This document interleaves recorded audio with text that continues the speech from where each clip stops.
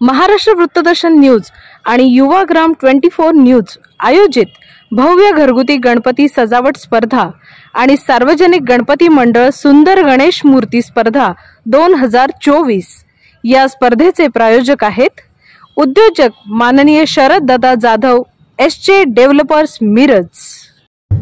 गणपती बाप्पा मोरया। नमस्कार। महाराष्ट्र वृत्तदर्शन न्यूज आणि युवाग्राम 24 न्यूज आयोजित सार्वजनिक गणेशोत्सव मंडळ सुंदर मूर्ती स्पर्धेमध्ये मी पूर्वा तुमचं मनापासून स्वागत करते।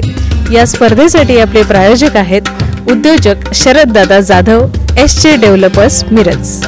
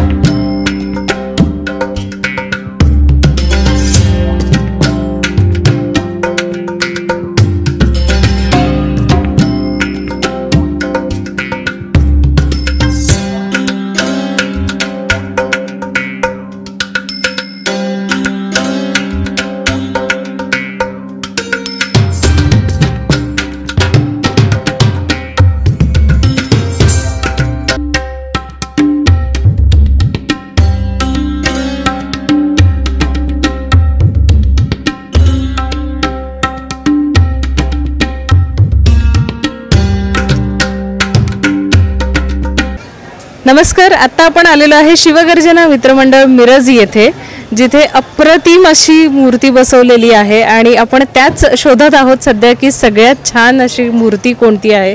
तर मंडळाचे सभासद आता आपल्या सोबत आहेत। नमस्कार सर। नमस्ते। काय वेगळेपण सांगाल तुमच्या मूर्तीबद्दल? ह्या मूर्तीचे वेगळेपण म्हणजे असं आहे की शंकर पार्वती अर्धनटेश्वरी रूपात शंकर पार्वतीची मूर्ती खाली आहे। त्यांच्या डोक्यावर कमळ आहे आणि त्या कमळामध्ये एक पायावर उभारलेली ही नटराज रूपातील गणेश मूर्ती आहे। हे एक मिरजेतलं एक वेगळंच वैशिष्ट्य आहे त्याचं। कितवं वर्ष आहे आता तुमचं मंडळाचं? हे मंडळाचं माझ्या आता 35वं वर्ष चालू आहे। 1989 साली हे मंडळ मी स्वतः स्थापन केलेलं आहे। अच्छा। तेव्हापासून आजपर्यंत बरेच सभासद झाले असतील, बरेच तुमच्यासोबत आलेले असतील, तर त्या सगळ्यांचा किंवा इथं या गल्लीत राहणाऱ्या सगळ्यांचा रिस्पॉन्स कसा असतो?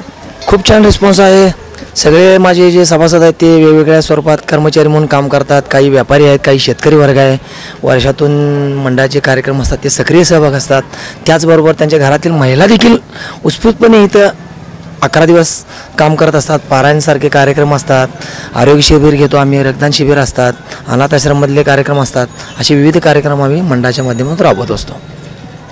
नक्कीच। पण खूप सुंदर मूर्ती आहे। तुम्ही बघितलं तर खाली अर्धनटेश्वर आहे, जिथे अर्ध पार्वती आणि अर्ध शंकर अशी ही मूर्ती आहे। त्यानंतर कमळ आहे, खूप सुंदर अशी वरती नटराज रूपातली ही मूर्ती आहे।